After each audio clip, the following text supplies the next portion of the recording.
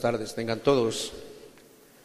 Les damos la más cordial bienvenida a todos los que vienen por primera vez. Creemos que Dios tiene buena voluntad para con todos nosotros.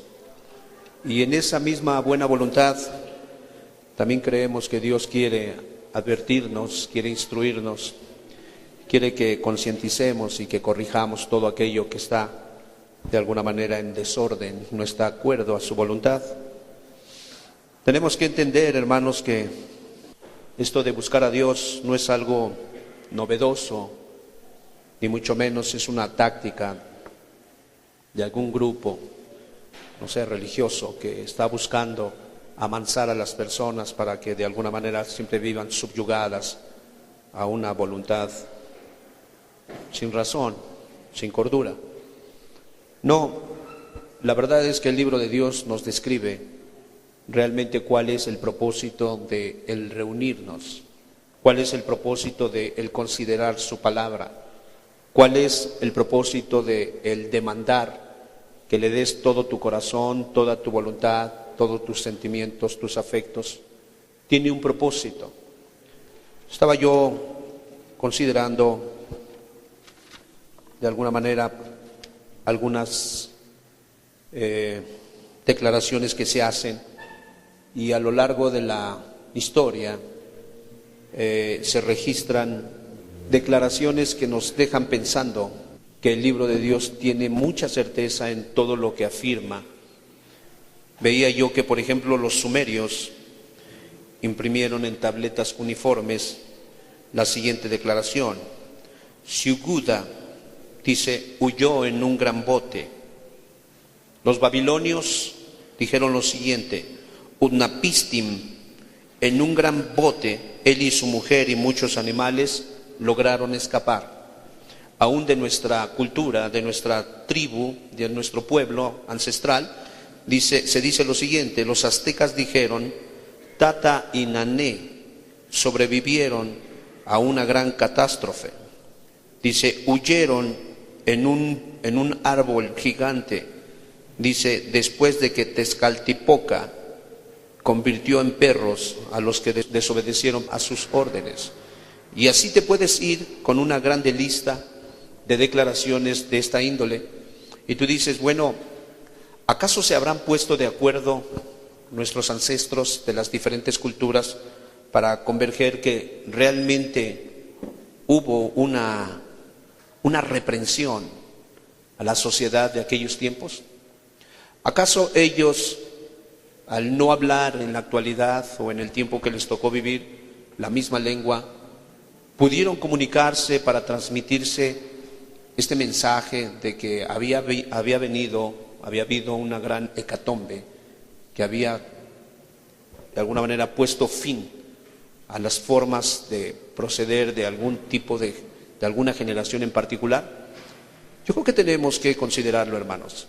Hoy tenemos un estudio que se titula como en los días de Noé, y creemos que al estar considerando la palabra de Dios con seriedad, al considerarla para nosotros, no para los demás, para nosotros, nuestro carácter, nuestros objetivos, nuestros propósitos, nuestra manera de pensar tiene que cambiar.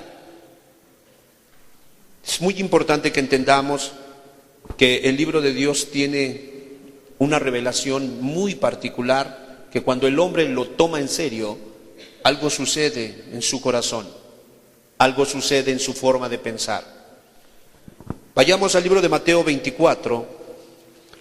Mateo fue uno de los discípulos del Señor Jesucristo, uno de los seguidores que después de vivir una vida vana, una vida sin sentido o con metas muy cortas, poco redituables, sufrió un cambio su manera de pensar, su manera de vivir, y él comenzó como escritor, ¿sí?, como una persona que sabía usar la pluma, comenzó a recabar declaraciones importantes que hizo el Señor Jesucristo cuando estuvo aquí en la tierra. En el capítulo 24, verso 36, se nos dice lo siguiente: pero del día y la hora nadie sabe, ni aun los ángeles de los cielos, sino solo mi Padre. Pero del día y la hora nadie sabe. Ya una vez que el Señor ha declarado que nadie sabe, nosotros deberíamos de descartar todo argumento contrario al único que sabe. Quiere decir que yo no sé, tú no sabes. Nuestros grandes científicos, por mucho que alardeen, y quizás a lo mejor han alcanzado conocimiento en el área en que se han especializado, pueden saber esas cosas, pero habla de un día, porque estamos tratando el tema de como en los días de Noé. Habla de un momento particular en que el Señor tomó cartas en el asunto sobre la vida de una sociedad que comenzó a tomar un molde de vida, un modelo de vida muy particular, y que obviamente ese modelo de vida para nada de alguna manera le agradaba al Creador.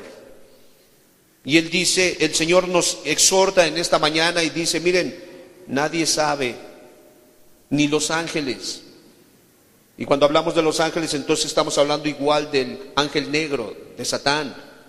O sea, por si tú eres aficionado a consultar el futuro a través de medios prohibidos, solo vas a caer en un engaño, porque nadie sabe. El único que sabe es el Padre, el Creador. Y Él dice, del día o la hora nadie sabe, ni aun los ángeles del cielo, sino solo mi Padre. Y nos da de alguna manera una instrucción y nos dice que nosotros tenemos que velar, tenemos que estar atentos, porque hay ciertos rasgos en la vida moral de la sociedad que nos van a arrojar una luz roja, una luz de advertencia para que nosotros concienticemos nuestra manera de vivir, que está regida por nuestra manera de pensar. Verso 37, mas como en los días de Noé, así será la venida del Hijo del Hombre. Y hermanos, los nombres tienen sentido. Los nombres bíblicos arrojan un mensaje. Tienes que entender, el primer hombre llamado Adán, cuyo significado es rojo de la tierra, hombre, nos deja ver que el hombre no es meramente un ser capaz de gobernarse a sí mismo, un ser capaz de decidir qué es bueno, qué es malo. Es un hombre. Mujer que estás aquí, ¿sí te has dado cuenta cómo es tu esposo? Es imperfecto. ¿Se han dado cuenta cómo soy yo? Soy débil, soy frágil, soy imperfecto igual que ustedes hasta en mi forma de hablar. Noé formó parte de una generación, ¿sí?, de un grupo de personas o de 10 generaciones, y prácticamente la definición de su nombre es descanso. Eso significa Noé. Y así cada uno de los nombres de esos personajes que representaron esas 10 generaciones tenía un mensaje. Un mensaje.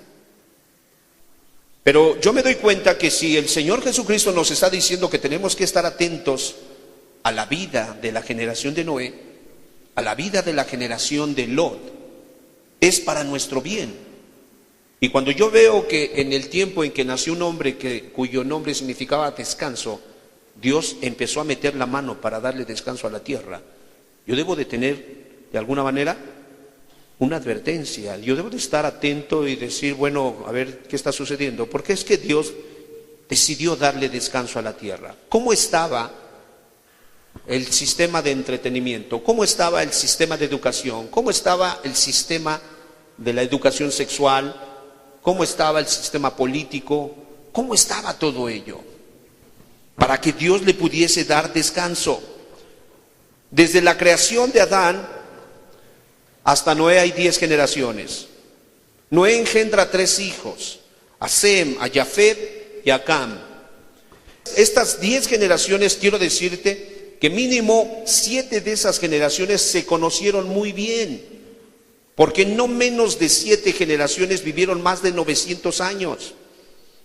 No vivieron lo que tú vives. Quizás tú ni siquiera te acuerdas de cómo era tu bisabuelo. No, ellos vivieron realmente una vida longeva. Más de 900 años, no menos de 7 de esos individuos, de esas generaciones. Se conocieron muy bien. Solo tenemos la contabilidad de entre esas 10 generaciones, uno cuyo nombre es Enoc, que significa instruido, que significa el que enseña.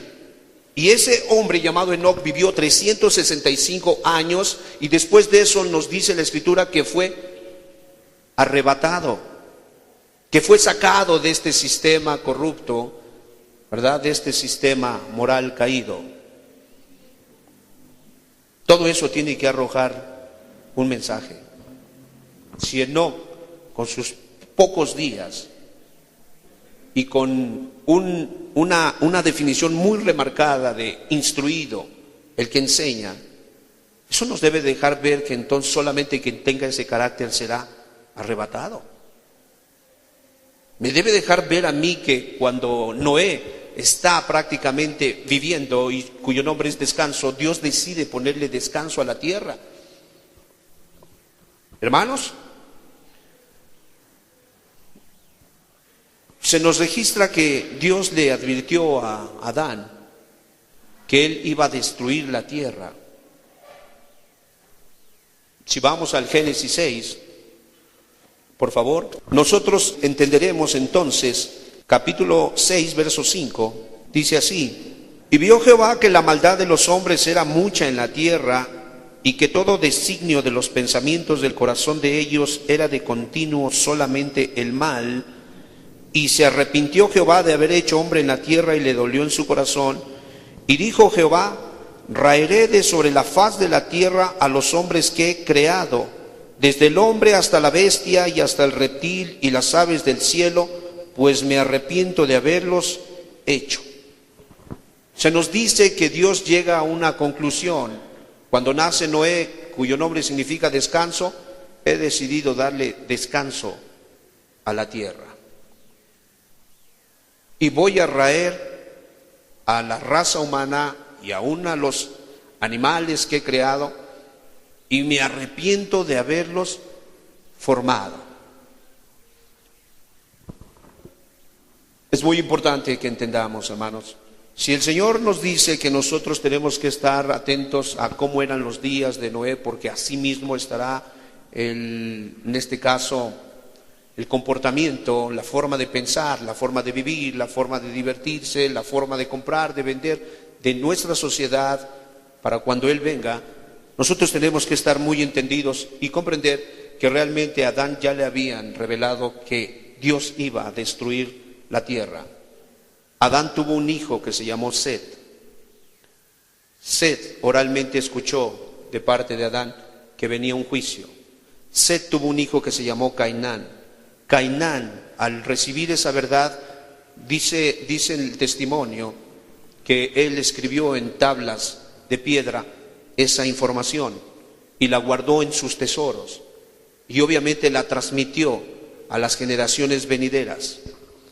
Hermanos, tristemente dicen los estudiosos que había varios miles de habitantes en aquel tiempo. Y vemos, hermanos, que pocos fueron los que le dieron peso a esa información que quedó registrada. Pocos fueron los que estuvieron atentos a lo que Dios le estaba diciendo al primer hombre que él había formado. De entrada ya le había dicho: maldita sea la tierra.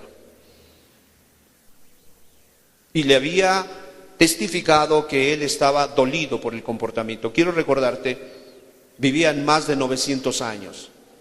O sea, realmente era gente que conocía a sus hijos, a sus nietos, bisnietos, tataranietos, y todos ellos de primera mano, de manera oral, recibieron esa información. Dios va a destruir la tierra. Dios va a traer un juicio. Dios está cansado ya de la manera como el hombre se está comportando. Dios creó al hombre para tener comunión con él, pero el hombre está teniendo comunión con otras cosas y lo ha excluido a él. Y viene la información, se desencadena esa información para que la raza humana que habitaba aquel planeta Tierra, hermanos, pudiera advertirse, pudiera cambiar su forma de vivir, de pensar.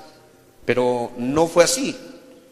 Quiero decirte que el promedio de vida de aquellos tiempos era de 800 y fracción de años. No había hombre que muriera más joven. Y si hablamos de Enoc, él no murió, él fue arrebatado. La mayoría vivía más allá de 800 años. Noé nació en el año 1056, hermanos, después de que Adán había sido creado. Adán murió 126 años antes de que Noé naciera. 726 años después muere, de alguna manera, Adán. De la muerte de Adán viene el diluvio. Dios estaba en escena y él no estaba jugando, él estaba declarando que iba a traer un juicio sobre las obras de los hombres. La Biblia nos dice que en el año 600 de la vida de Noé vino el juicio. Noé vivió 350 años después del diluvio, todavía murió de 950 años. La gente era longeva. Y Noé se encargó de transmitir esta información. Dios trajo un diluvio al mundo que pereció. ¿Entiendes por qué los aztecas? ¿Entiendes por qué los babilonios, los asirios? ¿Entiendes por qué los chinos? Todos tienen una información de que el mundo pereció anegado por agua. ¿Sí entiendes por qué cada quien tiene de alguna manera una parte, quizá ya muy erosionada, ¿verdad? Quizá ya muy, de alguna manera, debilitada, pero todos ellos convergen en que un día algo sucedió. Hermanos, pero parece que hemos llegado a un tiempo donde nuestra generación es más, de alguna manera, inclinada a creer en los aliens, es más inclinada a creer en lo que el hombre dice y asevera, a creerle a lo que Dios ha atestiguado por siglos mil, hermanos. Necesitamos la ayuda de Dios. Necesitamos que el Señor pueda hablar a nuestro corazón. Amén. Oremos. Vamos a cerrar nuestros ojos y vamos a orar. Yo quisiera que tú le pudieses pedir al Señor que pudiera abrir tu entendimiento, que Él pudiera hablar a tu corazón para que en este día, con toda humildad, con toda necesidad, tú puedas hacer las adecuaciones pertinentes, los cambios radicales, y que obviamente dejes de verte como tú crees que eres, sino que permitas que Dios te diga quién eres tú y cuál es la posición que ocupas en el banquillo de Dios. Unámonos para orar por esta petición. Padre, en el nombre de Jesús queremos darte muchas gracias por todo lo que nos has dado. Nos has dejado tu libro santo, Señor, el cual nos ha sido de mucha bendición. Estamos en mayor ventaja, Señor, que aquella generación de Noé. Nosotros tenemos el testimonio de la historia, de la arqueología, Señor, de diversas ciencias, como para poder prepararnos para ese día. Ellos tenían el testimonio oral, Señor. Padre, ayúdanos, porque las advertencias que cayeron sobre ellos son las mismas que recaen en nuestra generación, y hay veces vemos que nuestro corazón también cree que no va a pasar pronto. Por amor a tu nombre, danos esa gracia de poder creer en este día, Señor. Amén. Segunda de Pedro, capítulo 3, por favor, hermano. Vayamos a ver un poco más acerca de esta advertencia que de manera oral se había venido transmitiendo, con toda la intención de que el hombre pudiese dar por asentado, dar por hecho que el Señor es el creador de la raza humana, y que obviamente si Él es el creador, hermanos, ha dejado un código de comportamiento para que cada uno de nosotros pueda considerarlo, que cada uno de nosotros pueda desechar todo pensamiento, todo sentimiento contrario a este mandamiento ya estipulado para bien de nosotros. Segunda de Pedro capítulo 3, por favor, verso 6. Por lo cual el mundo de entonces pereció anegado en agua, pero los cielos y la tierra que existen ahora están reservados por la misma palabra. ¿Reservados para qué? guardados para el fuego en el día del juicio y de la perdición de los hombres impíos. La Biblia nos dice que no hay otra historia que contar excepto la misma. El hombre se ha alejado de Dios. El hombre ha creído que separado de Dios puede alcanzar la felicidad. Honestamente, hermanos, solo hace falta voltear a ver nuestro pasado para que nosotros podamos convencernos si realmente hemos alcanzado la felicidad. Solo basta ser sensibles, humildes, para que nosotros podamos de alguna manera admitir que sin Dios hemos hecho puras cosas, hermanos, que nos han atraído desgracia y que hemos lastimado a los seres que nos rodean. Vemos nosotros, hermanos, que Dios está queriendo que nosotros seamos receptores de su mensaje, que juzguemos nuestras vidas con honestidad, con humildad, y que nosotros entendamos, no estamos listos para ser llamados a cuentas. Hay muchas cosas que arreglar, hay muchas cosas que corregir, que alinear a la voluntad de Dios. Me llama la atención, hermanos, que fueron varios miles, decenas de miles de habitantes de aquel tiempo. Y hermanos, ¿tú crees que no había gente que creía en Dios? ¿Había gente que creía en Dios o no había gente que creía en Dios? Hermanos, ellos estaban más cerca de la creación. O sea, yo quiero que entiendas que Adán se encargó de explicarle a Set cómo había sido el paraíso. Set le dijo a Cainán qué significaba el árbol del conocimiento del bien y del mal. Él le hizo entender cómo era la serpiente maldita a la cual Dios de alguna manera maldijo, cómo eran sus artimañas, qué consecuencias les habían traído. Ellos les explicaron prácticamente santo y seña, hermanos. Pregunto yo, ¿creían que había un Dios o no creían? Sí creían. Ahora, yo te pregunto, ¿y si ellos creían que había un Dios, por qué nada más 8 se salvaron? Tú que estás aquí, ¿por qué vienes a escuchar lo que no crees? Yo supongo que si tú estás aquí es porque tú crees que hay un Dios, ¿no es cierto? Quiero decirte algo. El gran problema con estos miles de miles que se perdieron fue uno, que ellos a sus propios ojos, a su propio entendimiento, en su propio concepto, ellos creían que estaban bien. Yo veo a muchos de ustedes que creen que están bien. Ustedes creen que por venir a sentarse y oír un rato, oír de vez en cuando la palabra de Dios, están bien. ¿Y sabes qué piensan ustedes? Que no son tan malos. Que de alguna manera no son como los que están allá afuera. Hermanos, estos también pensaban lo mismo. Por eso es importante que nosotros profundicemos en lo que dicen los cortos mensajes, hermanos. No es un libro de historia, pero la verdad es que cuando registra la historia es exacto. La declaración de Cristo es exacta. Y me dice que solo 8 entraron. Y eso me debe de arrojar un mensaje.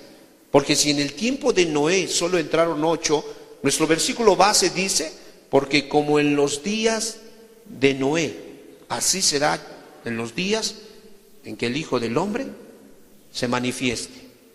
Y si en los días de Noé había un puñado de miles que creían que estaban bien, ¿cómo será en nuestros días? ¿Qué estará pensando la gente? ¿Qué estarán pensando? ¿Que están bien? ¿Que no son tan malos? ¿Que ellos no le hacen mal a nadie? Hermano, no estamos hablando de que seas un violador, un asesino, un parricida, que seas una prostituta. No estamos hablando de eso. Estamos hablando de que si tu vida y la mía no se alinean a la voluntad de Dios, tú y yo estamos mal. Eso es lo que estamos diciendo. Había un patrón de conducta. Y varias personas estuvieron hablando, profetizando. De 930 años muere Adán, Matusalén y Enoc lo entierran, Era el año 56 de la vida de Lamec, el padre de Noé. Dice la historia que lo enterraron con pompa, que lo enterraron como se entierra, un funeral como se le da en dignidad a un rey. Así fue enterrado Adán. Pero él se encargó de transmitir este mensaje: Dios va a traer un diluvio. Dios está molesto. Y vemos que uno de los primeros profetas que registra la Escritura en el libro de Judas, por favor, vayamos a Judas, un libro antes, es el penúltimo libro del Nuevo Testamento, hermanos. Judas en el capítulo 1, verso 14, de estos también profetizó Enoc, séptimo, desde Adán. A ver, hermanos, el primer hombre fue Adán, de ahí contabilizamos Adán, Set, Cainán, Mahalalel, y así te vas y llegas hasta Enoc. Es el séptimo. Y esa información fue transmitida de manera oral. Y entonces vemos un Enoc que comienza a decir: he aquí vino el Señor con sus centenas de decenas de millares. ¿A qué vino? Por favor, para hacer juicio contra todos. ¿Cuántos se salvaron? De aquella generación, ¿cuántos se salvaron? 8. Entonces, ¿es verdad que hizo juicio contra todos los restantes? Aún no había venido el diluvio.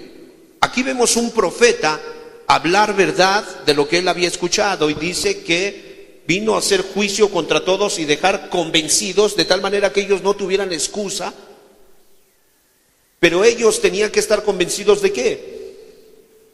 De que eran impíos, de que no había una propensión a la voluntad de Dios, que de alguna manera tenían cierto afecto, tenían cierta inclinación, pero no estaban del todo convertidos. Y dice de dejar convictos a todos los impíos de todas sus obras impías que han hecho impíamente. Hermano, 3 veces menciona la palabra impía, impíamente.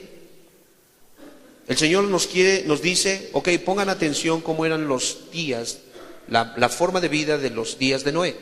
¿Cómo eran, hermanos? Vivían impíamente.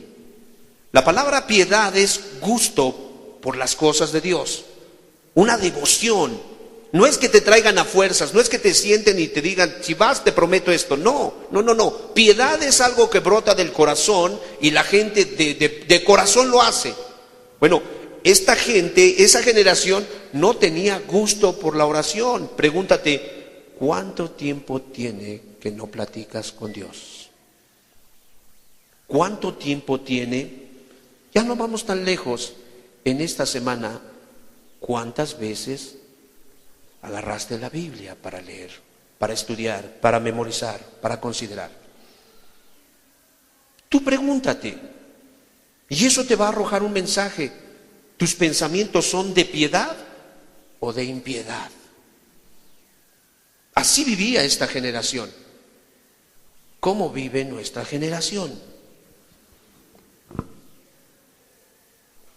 Y vemos, hermanos, que de alguna manera este diluvio viene y el Señor está muy deseoso de que la gente sea advertida, que la gente entienda qué es lo que está pasando. Y la idea del Dios del cielo es que obviamente nosotros seamos advertidos. Volvamos nuevamente al libro de Mateo, por favor, 24, verso 36, por favor. Pero del día y la hora nadie sabe, ni aun los ángeles de los cielos, sino solo ¿qué? Mi Padre. Capítulo 25, verso 13. Una es la llamada de atención. Como nadie lo sabe y solamente nos están dejando ciertos aspectos, ciertas directrices de cómo estaba la vida moral de aquellos tiempos, nosotros tenemos que tomar una actitud muy radical. Dice el verso 13 del capítulo 25, velad, pues no sabéis el día ni la hora en que el Hijo del Hombre ha de venir.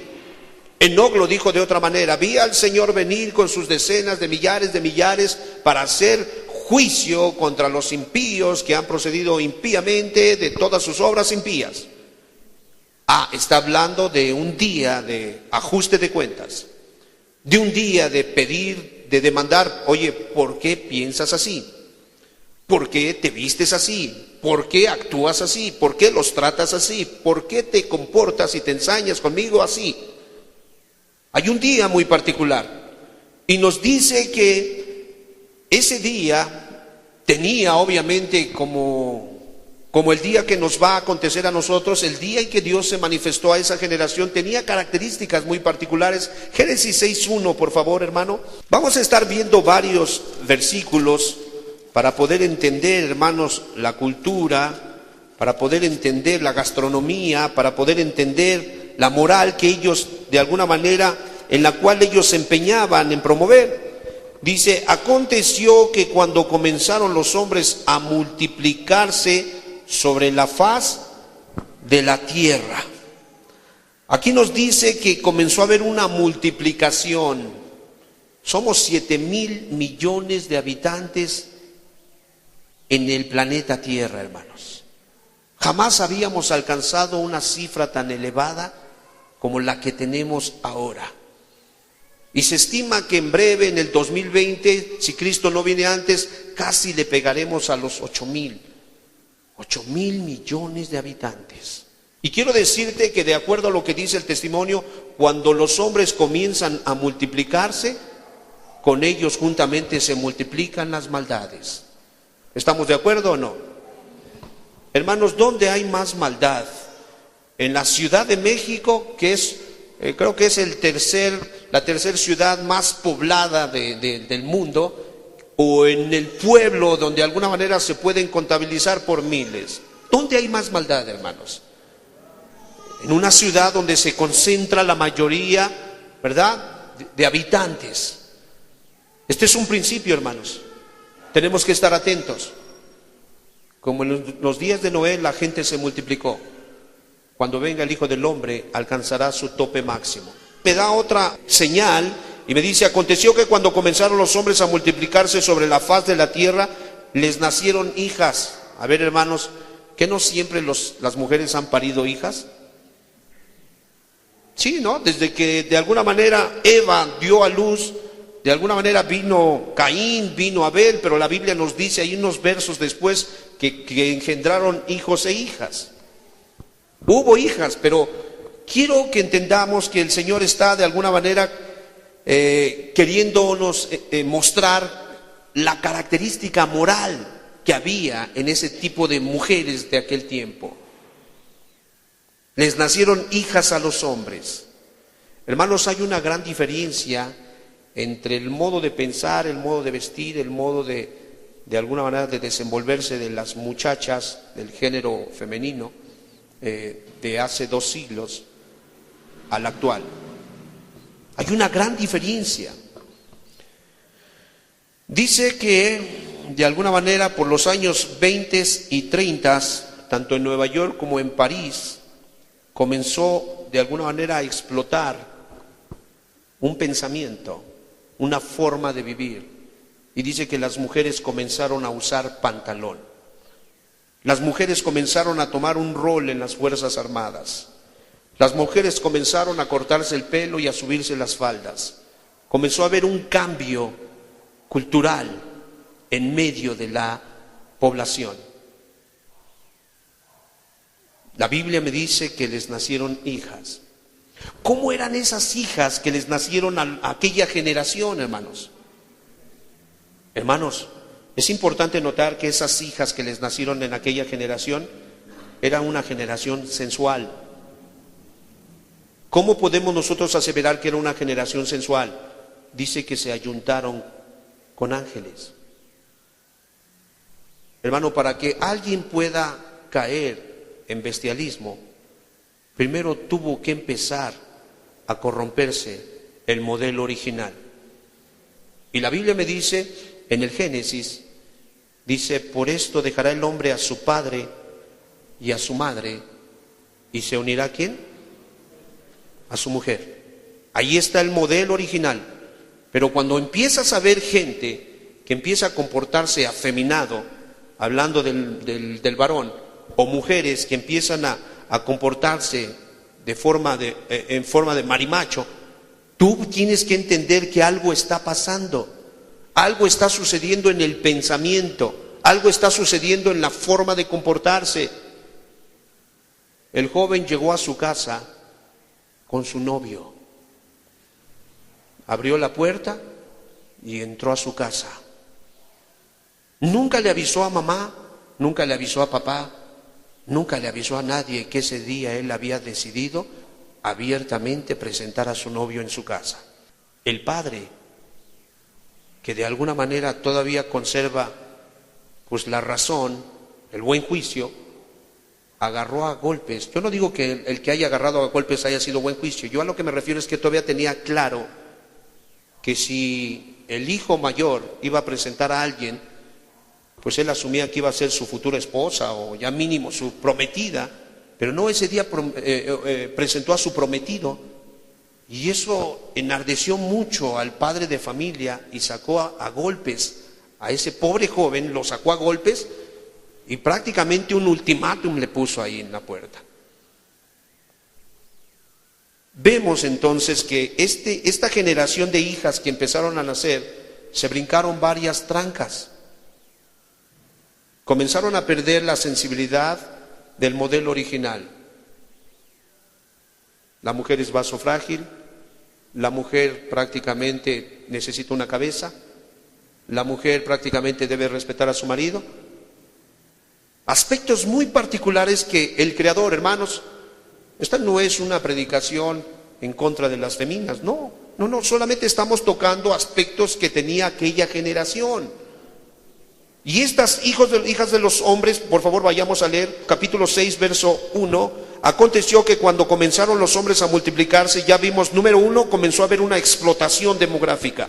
Dice, sobre la faz de la tierra a nivel mundial, no solo en un pueblo, fue a nivel mundial, y les nacieron hijas. Esa generación de hijas femeninas que nacieron tenían un problema, no tenían freno de mano, no había dominio propio, había de alguna manera abandonar los principios establecidos en el Génesis por parte del Creador. Dice que viendo los hijos de Dios que las hijas de los hombres eran ¿cómo?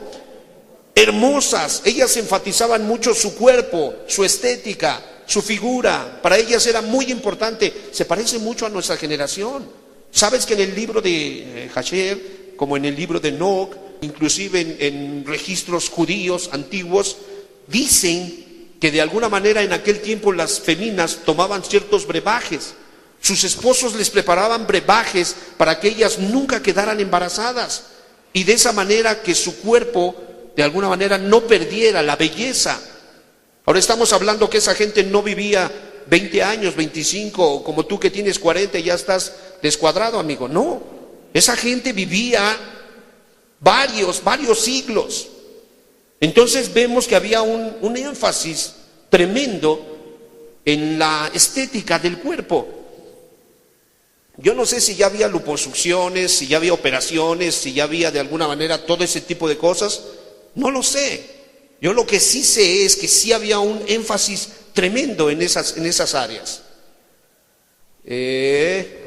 Entienda, el que ahora las gentes pudientes estén buscando vientres de ayuda para engendrar a sus propios hijos, solamente te arroja un mensaje.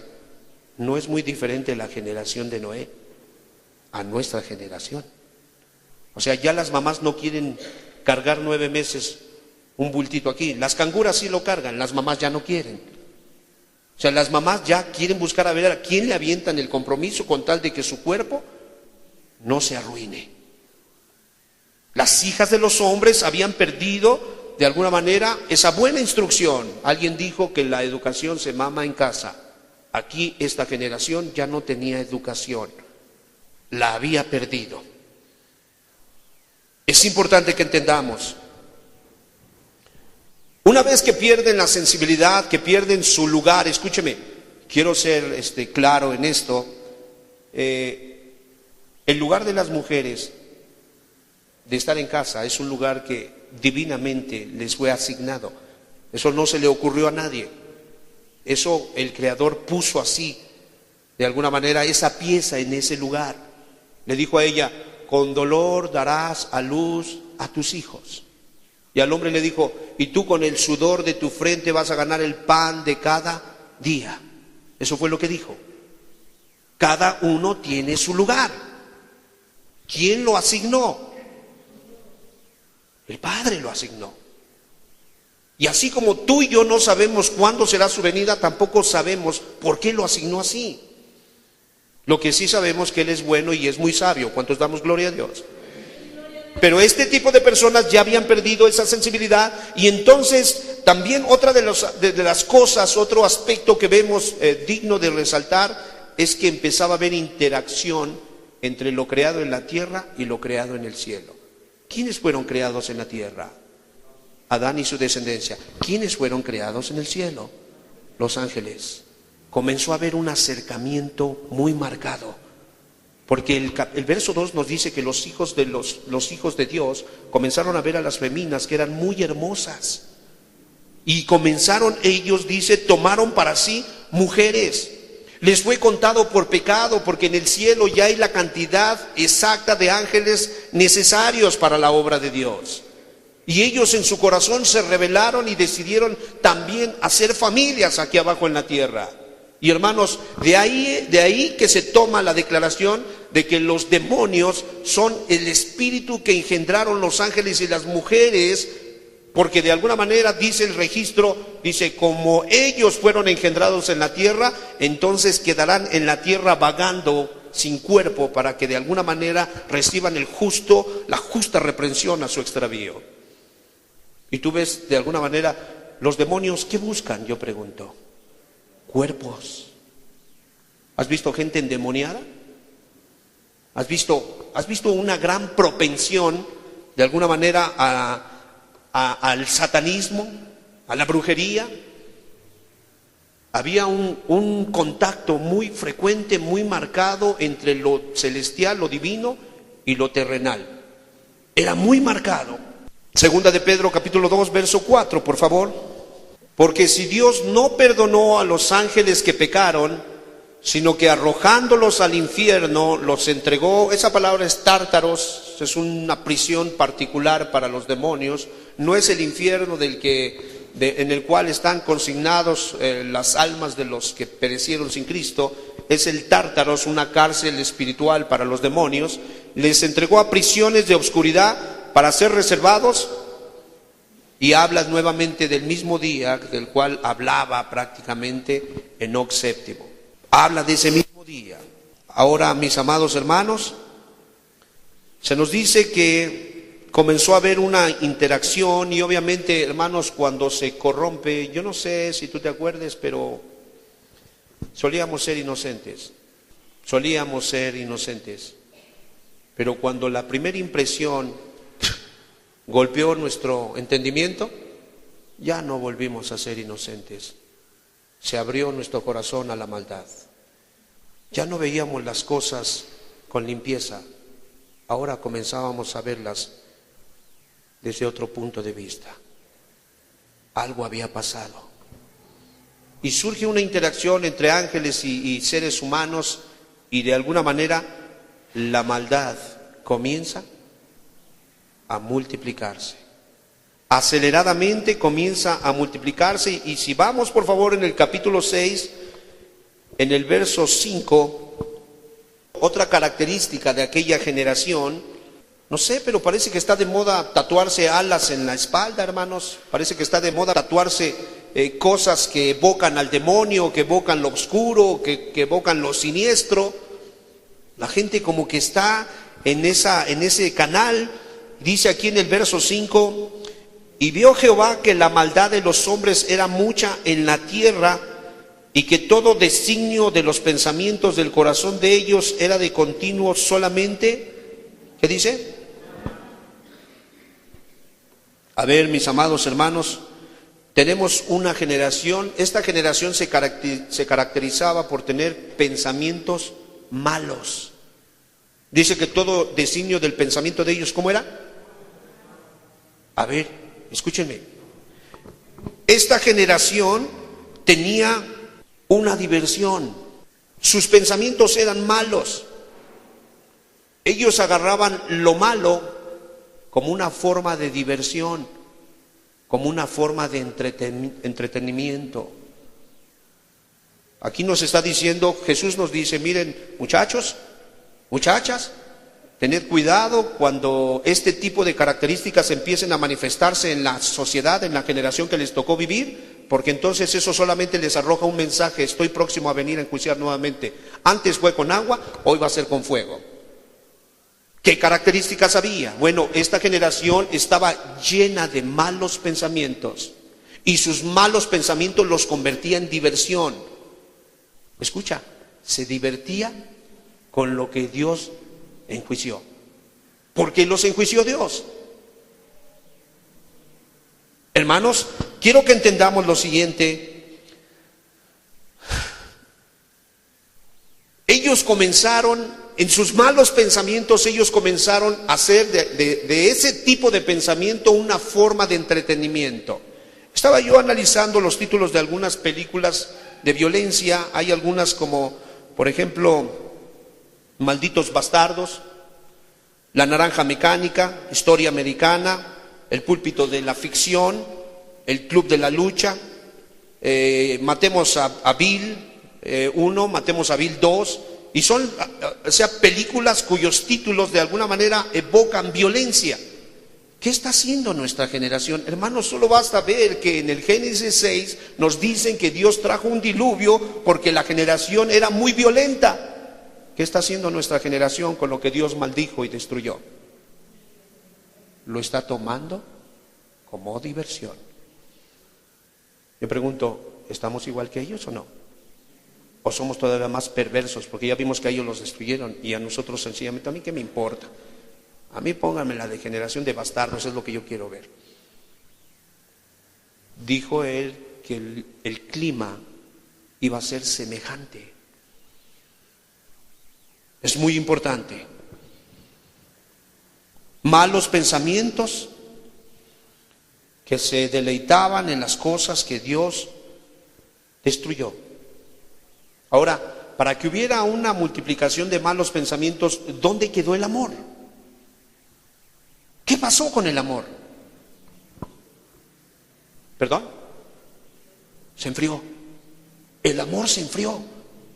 Y yo no estoy hablando de este próximo 14 de febrero que estás planeando regalar una caja de chocolates o un globo o algo así, o una salida al cine. Yo no estoy hablando de eso. Yo estoy hablando de ese amor sacrificial, de ese amor donde el hombre ha hecho después de ser un servidor de Cristo, ha hecho como el objetivo máximo de su vida el hacer feliz a su mujer y el buscar la felicidad y la instrucción para sus niños. Estamos hablando de no descuidar a las viudas, no descuidar a los huérfanos, de alguna manera de hacer el mayor bien posible a esta generación para cuando tú te vayas, la generación postrera, la que nos viene empujando. Si hay una generación que nos viene empujando, que ellos cuando tú te vayas, ya no estés aquí, mujer, que ellos digan, aquí vivió una mujer así y así y así, qué bendición, ojalá y haya muchas como ella. Dice que ese amor se enfrió. Hermanos, ¿se ha enfriado en este tiempo el amor? Los peores hipócritas están dentro de la congregación. Si quieres dejar de buscar a Dios, solo basta seguir asistiendo a las reuniones para que te encuentres con los peores hipócritas y en tu corazón digas, yo ya no busco a Dios, hay mucho hipócrita ahí. Está mal que lo diga yo como ministro, pero es la verdad. La gente ha dejado de amar. La gente ha dejado de pararse por sus ideales. La gente está jugando a que es lo que realmente no es. En su cámara secreta tiene malos pensamientos. En su cámara secreta se deleita. Es capaz de comprar un televisor casi del tamaño de este cuadro que tenemos aquí y prenderlo, acomodarse en su sillón, una bolsa de chicharrones, un refresco, estar ahí recargado y estar viendo todo aquello que fue el objeto de que Dios despertara en su ira y destruyera una generación. Así estaban las características de los días de Noé. Habla de días, no de años. Te está diciendo que no por mucho va a durar la maldad. Solo bastó 10 generaciones, hermanos. Y solo bastó que creciera la población unos cuantos miles. 7.000 millones de habitantes, para que se multiplicaran las maldades y obviamente el Señor tuviera que hacer lo que ya se había propuesto, o lo que no le quedaba de otra más que traer juicio, porque la impiedad se había multiplicado. Entonces entendamos, amados hermanos, la maldad se había multiplicado. Ahora lo que se supone que es la casa de Dios, hay veces es el lugar donde se le enseña a la gente a parar de sufrir, o donde se le enseña a la gente a ser codicioso. Venga a dar su diezmo y Dios le va a dar al 100 por 1. Y más que de alguna manera advertir a la gente que cambie su manera de pensar, que esos pensamientos malos que siempre están albergados ahí, que los limpie por medio de la sangre del Cordero, que pida la ayuda del Espíritu Santo, que confíe en que Dios perdona pecados y que empiece a hacer las cosas como Dios demanda. Más que hacer eso, la gente está buscando vivir bien, comer bien, pasearse bien, vestir bien, sentirse bien. Hermanos, es un síntoma de que nos han alcanzado aquellos tiempos muy particulares. Hago una pequeña línea imaginaria y quiero contabilizar los pocos puntos que hemos visto. Número 1, creció la población. Número 2, comenzó a haber un tipo de generación de mujeres que de alguna manera comenzaron a dejar la buena moral, la buena enseñanza, comenzaron a dejar aquellos valores que eran muy marcados en generaciones antiguas. Y como se comienza a dejar el modelo, la educación, entonces comienza a haber una vida de libertinaje. Y la gente comienza, hermanos, es bien notorio, es muy notoria la forma en que Satán trabaja, y que obviamente la generación de féminas de nuestra sociedad es incauta y cae en las trampas del diablo. Salen todo tipo de modas donde el objetivo es uno: enseñar el cuerpo, enseñar de alguna manera lo que debería de enseñarle nada más a su esposa. Pero hoy en día es típico, es particular de esta generación. Y hermano, eso obviamente abre puertas a otro tipo de visitantes. Así es que, mis amados hermanos, no solamente vemos que se multiplica la población, sino vemos que sale una generación de féminas con un pensamiento y unas cualidades muy particulares, sino que empieza a haber un contacto más frecuente y más marcado entre lo creado en el cielo y lo creado en la tierra. Y hermano, no se han proliferado los lugares donde se puede leer la mano, donde hay brujos, donde hay hechiceros, donde se hacen fiestas que de alguna manera, creo que hasta está mal usado el término fiesta, porque es un término que solo debería de alguna manera pertenecer a Dios, pero en fin, tantas cosas, hermano. Y vemos que es una generación no solamente así, sino que está llena de malos pensamientos. Dios quiere que estemos muy conscientes de esto. Génesis capítulo 7, verso 1. Dijo luego Jehová a Noé: entra tú y toda tu casa en el arca, porque a ti he visto justo delante de mí en esta generación. Lucas 13, 24, por favor. Esforzaos a entrar por la puerta angosta, porque os digo que muchos procurarán entrar y no podrán.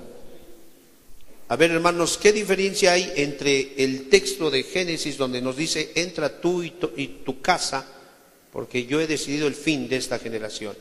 Y luego vemos al mismo que le dijo entra, dice esfuérzate, perdona, entrar por la puerta angosta, porque digo que muchos procurarán entrar. En el contexto alguien le pregunta, ¿son pocos los que se salvan?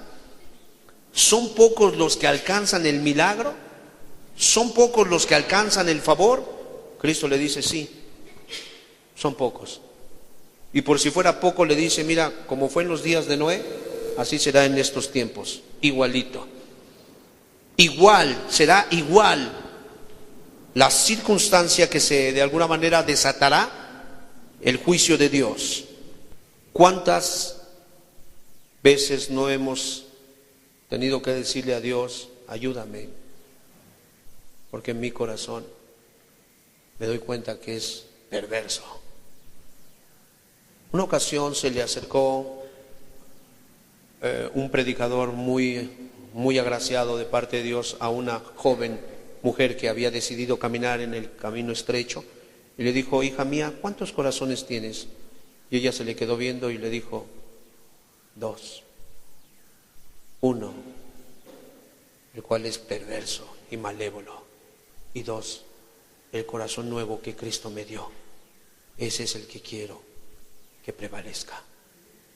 Tenemos que entender, venimos de un hombre llamado Adán que se cayó y que obviamente al caerse, de acuerdo a lo que dice Hebreos capítulo 2 verso 14, por favor: así que por cuanto los hijos participaron de carne y sangre, él también participó de lo mismo, para destruir por medio de la muerte, por favor lea conmigo, al que tenía el imperio de la muerte, esto es, al diablo. Por 24 años servía a este que tenía el imperio de la muerte. ¿Puedes tú entender cuántas partículas todavía de alguna manera se pegaron a mi ropa espiritual? ¿Puedes tú entender cuántas veces no me sumergí en la piscina de iniquidad de este que tenía el imperio de la muerte? Yo tengo que estar muy atento y tengo que ser honesto conmigo y ir a la palabra y pedirle al Señor que me ayude, que tenga misericordia de mí, porque yo veo una generación que fue destruida y yo veo una generación en mi tiempo que está viviendo igual, y hay veces veo que mi corazón de alguna manera quiere enfriarse, quiere nuevamente acomodarse, y eso debe de ser un motivo como para humillarse ante Dios y decir: ayúdame, porque tengo una declaración que es como una frontera impasable, porque ya me dijeron que solo fueron 8 los que se salvaron. Ya me dijeron que en el tiempo de los que salieron, 600,000 salieron de Egipto. Hablamos de los israelitas que estuvieron 430 años esclavos del faraón, y solamente 2 de esa generación entraron. Ya eso es una advertencia para mí. Y luego viene Jesús y alguien le pregunta: ¿son pocos los que se salvan? Y Jesús le dice: mira, esfuérzate, porque te digo que la mayoría está entrando por una puerta muy ancha y un camino muy espacioso, y pocos son los que van a alcanzar salvación. Entonces tengo que concientizar esas cosas. Amén. ¿Qué otra característica había? Segunda de Pedro capítulo 2 verso 7. Dice: y libró al justo Lot, abrumado por la nefanda conducta de los malvados. Había una conducta muy particular. Regresa al verso 5, por favor. Y si no perdonó al mundo antiguo, segunda de Pedro capítulo 2 verso 5, y si no perdonó al mundo antiguo, sino que guardó a Noé, pregonero de justicia, con otras 7 personas, trayendo el diluvio sobre el mundo de los impíos. Otra característica que nos deja ver la palabra es que había pocos que se dedicaban a instruir y a la vez a trabajar. Estaba trabajando en el arca, 120 años predicó. No se tardó 120 años construyendo el arca, fue menos, pero él estaba trabajando y predicando, predicando y trabajando, trabajando y predicando. Hoy la gente le dices: venga a las reuniones, ¿por qué no ha venido? Tengo que trabajar. ¿Pero acaso Noé no trabajó? ¿Y esa era justificación, el trabajo, para no hacer lo que le demandaba Dios? Pero vemos hoy una generación, estamos hablando de los que trabajan. El que trabaja no viene a las reuniones, no se compromete en un grupo, no está comprometido con una doctrina, porque lo que menos quiere es compromiso, porque dice él que tiene que trabajar. ¿Dónde quedará entonces el que no trabaja? Si el que trabaja no viene porque tiene que trabajar, ¿dónde quedará el flojo? ¿Dónde quedará el evadido? ¿Dónde quedará el negligente? ¿Tú crees que se presentará a una reunión como estas? No se va a presentar. Estamos viendo entonces que había uno que trabajaba y predicaba. ¿Tú crees que este vivía de la gente? ¿Tú crees que este abusaba de la inocencia o de la ignorancia de la gente? ¿Tú crees que les andaba vendiendo la astilla de la cruz de Cristo, la corbata del pastor? ¿Tú crees que hacía eso? No, este estaba metido en un compromiso. Tengo que avisarles. Mi abuelo Adán primero me dijo que Dios va a destruir la tierra. Mi bisabuelo, mi tatarabuelo Cainán escribió en unas tablillas de arcilla que vendría un diluvio. Mi bisabuelo Enoc dice que le dijeron que vendría Dios con sus decenas de millares a destruir a los impíos que habían actuado impíamente en todas sus obras impías. Tengo que trabajar y avisarle a la gente. Hermano, hoy no es así. Hoy tenemos un evangelio, hermanos, de prosperidad, un evangelio de relax, un evangelio de vive bien, para de sufrir, de alguna manera, un evangelio donde se busca que la gente se sienta bien. Discúlpame, pero yo creo que si trabajaba y predicaba no se sentía bien. Hermanos, había varios miles de personajes ahí viviendo. Sentía la presión, la burla, la sátira. Todo el populacho en contra de él. Porque solo él y 7 locos estaban trabajando en la obra de Dios. No te desanimes si tú eres de los que trabajan en la obra de Dios y los demás están perdiendo el tiempo. Sigue trabajando, sigue predicando, sigue hablando de Dios, sigue hablándole a la gente. El mensaje es: Dios viene a enjuiciar al pueblo. Dios está cansado y ha nacido Noé. ¿Qué significa qué? Descanso. Dios quiere darle descanso a este mundo de las obras impías de esta generación. La gente no quería escuchar las advertencias de Dios. Yo te pregunto, ¿la gente de hoy quiere escuchar que Dios viene? ¿Que Dios tiene un infierno? ¿Que Dios quiere que dejes la botella? ¿Que Dios quiere que dejes a la mujer con la que vives porque no es tu mujer? ¿La gente quiere escuchar eso? ¿Que te quites el arete que te hace ver afeminado, varón? Yo pregunto, ¿la gente quiere escuchar eso? No, la gente no quiere escuchar eso. Esta generación no quería escuchar, y esa es una seña más de cómo estaban los tiempos, valga la redundancia, de aquellos tiempos. Mateo 24:38, por favor. Porque como en los días antes del diluvio estaban comiendo y bebiendo, casándose y dándose en casamiento, hasta el día en que Noé entró en el arca. Démosle sentido a estas palabras, hermanos. ¿Está mal casarse? ¿Está mal comer? ¿Está mal comprar? ¿Vender? No, no está mal. Alguien me dijo, ¿está mal jugar fútbol? No, por cierto, me he roto 3 veces los tobillos jugando fútbol. No está mal. Pero si jugar fútbol me va a distraer de prepararme para ese día, ¿está mal o no está mal? Pero si casarme me va a distraer de prepararme para ese día, ¿está mal o no está mal? ¿Está mal o no está mal? Quiero que entendamos una cosa. ¿Cuál es el máximo objetivo de un estudiante? ¿Terminar su carrera? ¿Cuál es el máximo objetivo, de alguna manera, de un atleta? ¿Ganar la medalla? ¿Ganar la corona? ¿Cuál debe de ser el máximo objetivo de un pecador caído a quien Cristo perdona y lo mete a la carrera? Llegar al cielo. Escúcheme, joven, el máximo objetivo de usted debe de ser llegar al cielo. No es llegar a ser un mundano reconocido y obviamente marcado para destrucción.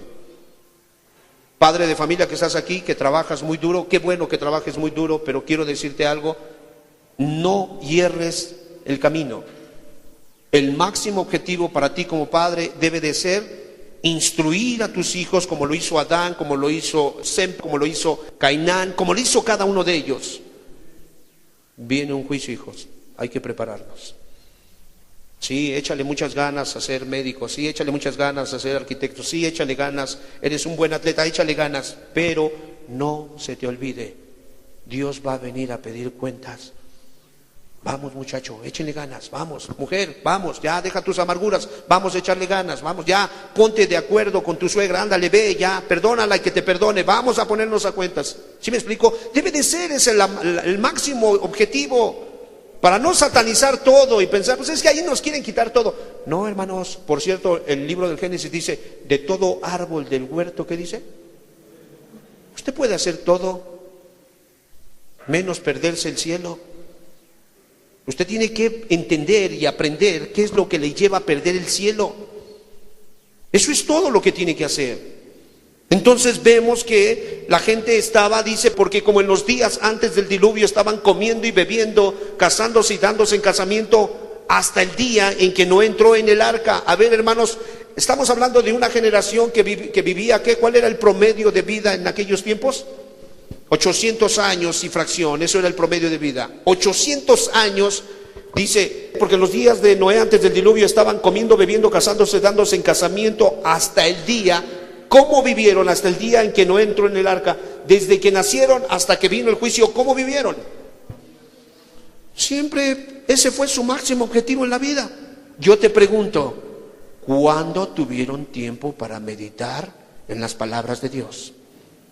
¿Cuándo tuvieron tiempo para considerar cómo estoy viviendo? Te repito, no eran los únicos que creían en Dios, porque esa generación estuvo tan cerca de la creación primera, todavía más cerca que tú y yo. Y aquí vemos unas decenas de personas que creen que Dios existe. ¿O no es así? Nosotros creemos que Dios existe y estamos tan lejos, 6,000 y fracción de años de retirados del primer Adán. Ahora ellos que estaban tan cerca y que oralmente se pasaban esa información, ¿no estaban convencidos de que Dios existía?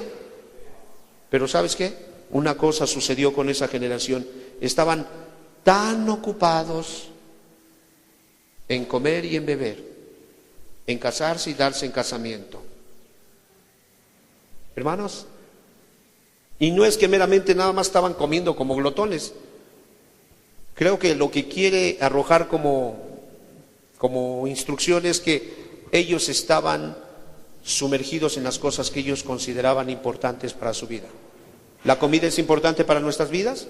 ¿La bebida es importante?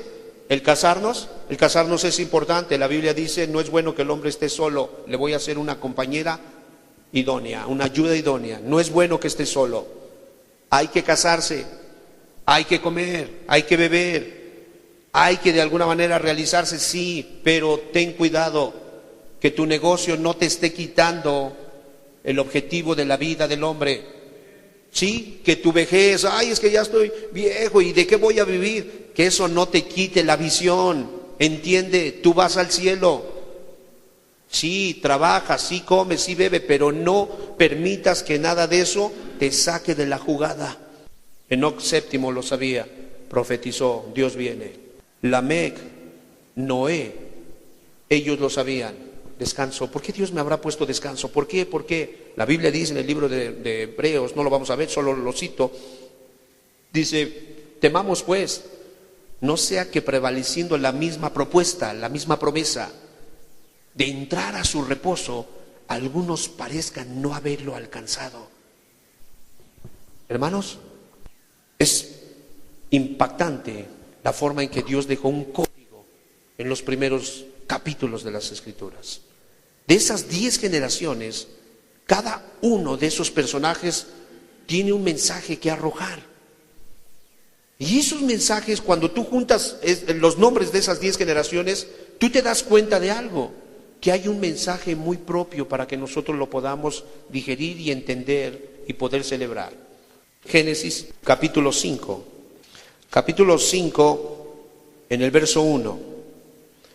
Este es el libro de las generaciones de Adán, el día en que creó Dios al hombre, a semejanza de Dios, lo hizo. ¿Cómo fue creado el hombre? Ahí está el meollo del asunto. Tú y yo fuimos planeados para parecernos a Cristo. No fuimos planeados para parecernos a algún artista, algún hombre de renombre, sino para parecernos a Cristo.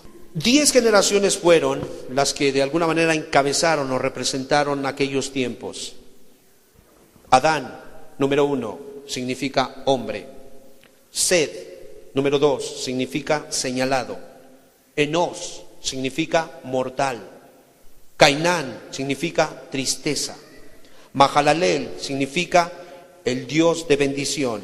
Jared significa descender. Enoc significa enseñanza, instruido. Matusalén significa su muerte trajo. Lamec significa desesperación. Y Noé significa descanso. Cuando conjugas todos esos significados, te da lo siguiente: el hombre fue señalado para ser mortal y vivir en tristeza. el Dios bendito bajó del cielo a enseñarles y a través de su desesperante muerte les trajo descanso. Dios quiere darnos descanso. Dios quiere asegurar un final feliz para nosotros. De acuerdo a lo que dice la Escritura, último texto y nos vamos, Génesis por favor, capítulo 3, verso 14.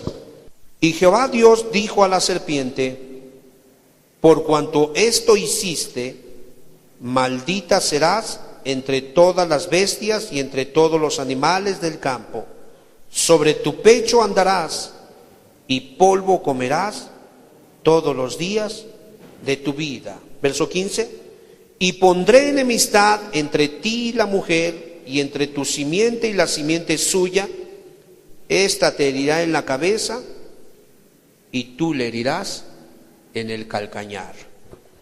Aquí está, hermanos, la promesa. El Señor, sabiendo de la desgracia que nos aconteció, sabiendo que somos imperfectos, dados a lo malo, somos más eficaces para recordar las maldades que cometimos que para recordar lo bueno, más tendenciosos, más propensos a hacer lo malo. Él preparó un plan, una manera de escape. Se llama Jesucristo. Y Él desde el inicio de la historia nos dice que cuando Adán desobedece, entonces el pecado entra, pero el pecado lo único que hace es traer una hermana gemela llamada la muerte. Y entonces el pecado y la muerte entran a la vida del hombre, el hombre se descoyunta de Dios, ya no es más uno que es enseñado por Dios, que es influenciado por Dios. Ahora, de acuerdo a lo que dice Hebreos, se sienta en el trono de su voluntad el que tiene el imperio de la muerte, y te dice, esto es el diablo. Entonces, una vez que el hombre ha caído, una vez que el hombre se ha separado de Dios, de acuerdo a lo que dice Romanos 3:23, por cuanto todos pecaron, todos están descalificados de heredar la vida eterna. Y por eso vemos en el Génesis que Dios saca a Adán y dice que querubines y una espada encendida que se remueve porque ya no le permite la entrada. ¿A dónde, hermanos? Al paraíso. ¿Qué había en el paraíso?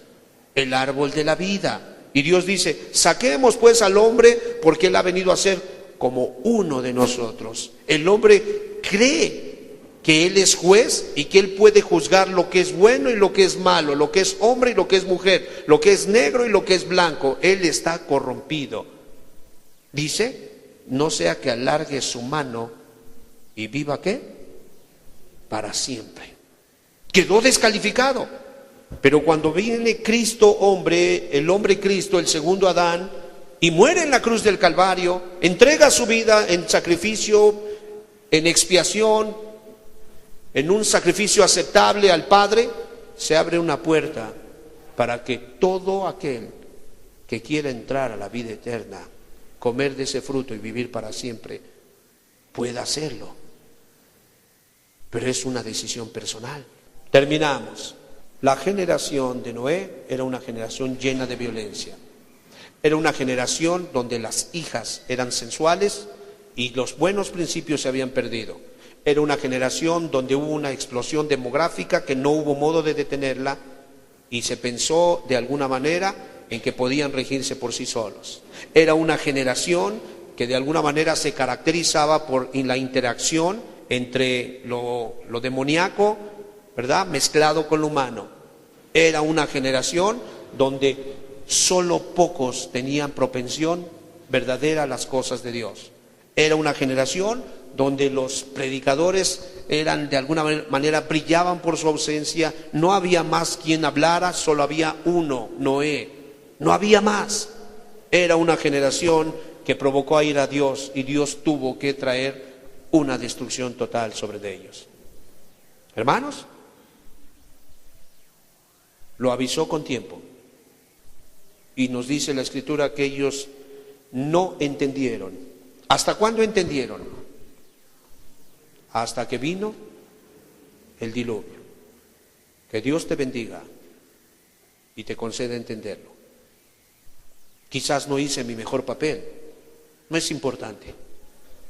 Aquí lo importante es que tú concientices y que tú con sinceridad, estos puntos que no pasan de 10, tú puedas salir y empezar a escanear la sociedad, las diversiones, el sistema de gobierno, el comportamiento de las muchachas, que empieces a escanear todo ello y saques una conclusión.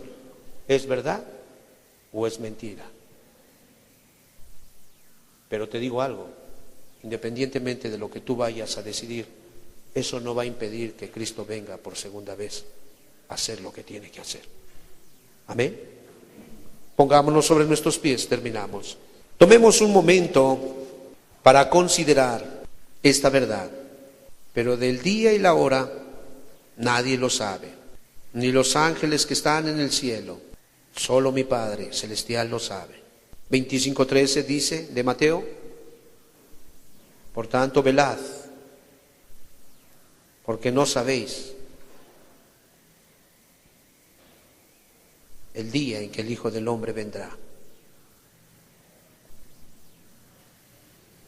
Y como fue en los días de Noé,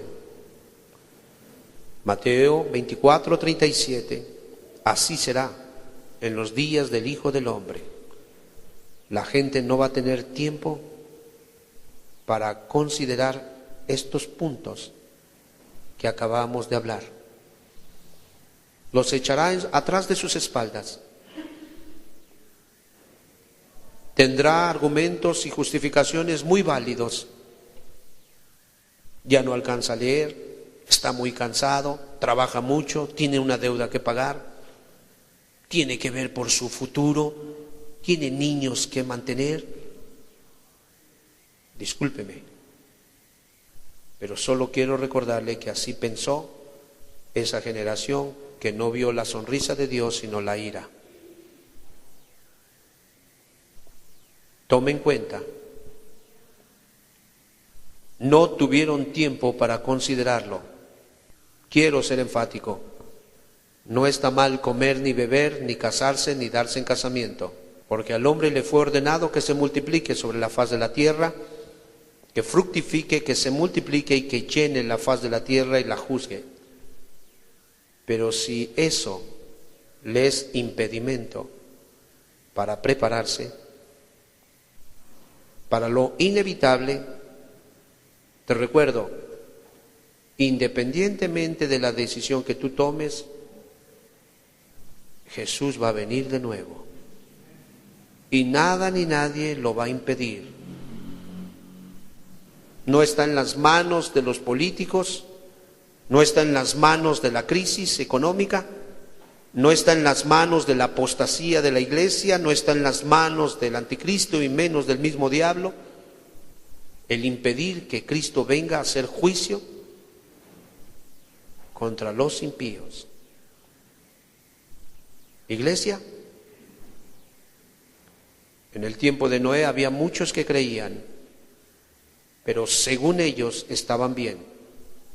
La gran pregunta es, ¿por qué no se fueron en el arca si estaban bien? Jesús ha prometido arrebatar a su iglesia. La gran pregunta es, ¿por qué muchos se van a quedar si estaban bien? Eso da temor. Iglesia, es motivo de profundizar. Es una invitación como para concientizar con seriedad, no qué piensa el pastor de mí, no qué piensan los hermanos con los que yo sonrío y me llevo muy bien, no, qué piensa Dios de mí. ¿Estoy listo o estoy descalificado? Damos gracias a Dios por la sangre del Cordero. Damos gracias a Dios por el amor de Cristo. Damos gracias a Dios por su buen espíritu que todavía está en medio de nosotros. Hoy reconoce, concientiza y toma decisiones.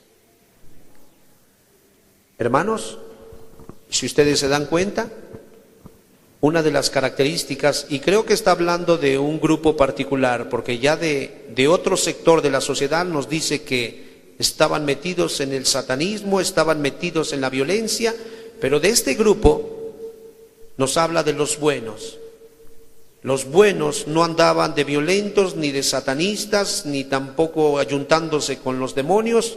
No, los buenos sencillamente no tenían tiempo para considerar la segunda venida de Cristo. No la tenían, o en este caso la primera venida, no la tenían. Muchos de ustedes hoy tendrán que pedirle perdón a Dios porque tiene mucho tiempo que no estudias con seriedad las Escrituras, y tú lo sabes. Muchos de ustedes tendrán que pedirle perdón a Dios en esta mañana, tarde, porque tiene mucho que no platicas con Dios de manera íntima y satisfactoria. Y tú sabes a lo que me refiero. Si estoy hablando de ti, que te duermes cuando Dios te viene a levantar, que balbuceas cosas, pero ni tú mismo ni tú misma recuerdas qué le dijiste, porque terminas roncando. Si estoy hablando de ti, que tiene mucho que el ayuno ni siquiera es parte de tu forma de vivir. Cuando el Mesías dijo que había cierto género de espíritus que solo salían con oración y ayuno. Cuando el Mesías dijo, cuando ores, Él da por hecho que los buenos oran y tú no oras. Tú tienes que pedirle perdón porque la Biblia nos dice que Dios puso una parábola de la necesidad de orar siempre y no desmayar. Y tú no ves como necesidad el platicar con Dios. Tú platicas con Dios nada más cuando tu conciencia te empieza a marcar, ya tiene mucho que no platicas con Dios. Es cuando platicas.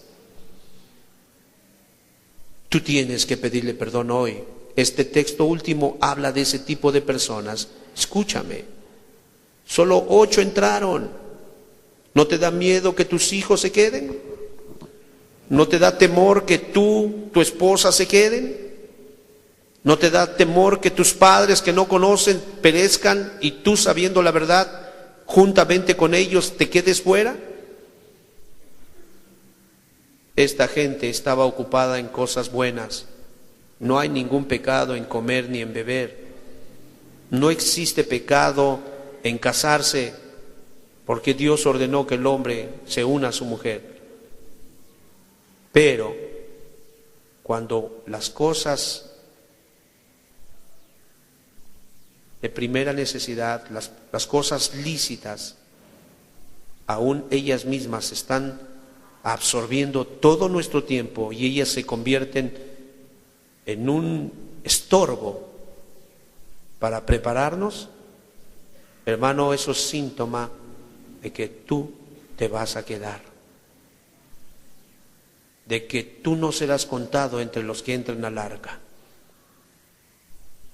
No te estamos acusando de fornicaria, ni tampoco de blasfemo, ni tampoco de satanista. Solo te estamos recordando, vuelve a tomar tu postura. Tú eres hijo de luz, tú eres hija de luz. Y de acuerdo a lo que dice Mateo 25, ustedes tienen que tener una lámpara y una vasija llena de aceite. Ustedes son de los que deben de conocer la voz de Cristo. Nos dice ahí en ese capítulo 25 que se oyó una voz que dijo, ahí viene el esposo, salid a recibirle. Y que esas 5 prudentes se levantaron, arreglaron sus lámparas y salieron a recibir al esposo. ¿Cuánto tiempo tiene que no oras con tus hijos? ¿Cuánto tiempo tiene que no le das gracias a Dios por todo lo que te da día tras día?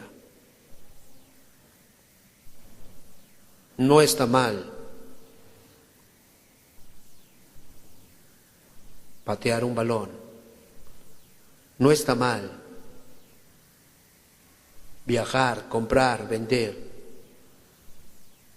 Pero sí es alta rebelión y es suicidio espiritual permitir que esas cosas absorban tu tiempo y tú no le des tiempo a tu Señor. y no seas prevenido para cuando Él venga. Oremos. Padre amado, queremos darte gracias por tu palabra, por tu espíritu, por tu amor y tu paciencia. Estamos los que tenemos que estar. Quien no vino, no habías pensado hablarle a Él. Sabemos que no eres un Dios de casualidades. Por eso te amamos. Y hoy te pedimos perdón, porque ciertamente nos has encontrado faltos. Cambia nuestra manera de pensar, porque la Biblia nos dice que esta generación no entendió hasta que el juicio estaba sobre ellos. Y con vergüenza confesamos que así nos pasa frecuentemente. No creemos que hoy vayamos a morir. Por si hoy has señalado a alguien para partir, te pedimos por favor, ten misericordia de nosotros. Permite que tu sangre preciosa nos limpie de toda rebelión y que tu buen espíritu, Señor, tome posesión de ese trono que Satanás había hurtado. No queremos estar más pactados con la muerte, porque tú prometiste que el que cree en ti, aunque esté muerto, en sus delitos y pecados, vivirá. En el nombre de Jesús, escucha la confesión de nuestros pecados. Sigue tratando con nosotros. No permitas que nos aligeremos. Señor, gracias te damos. En el nombre de Jesús. Amén.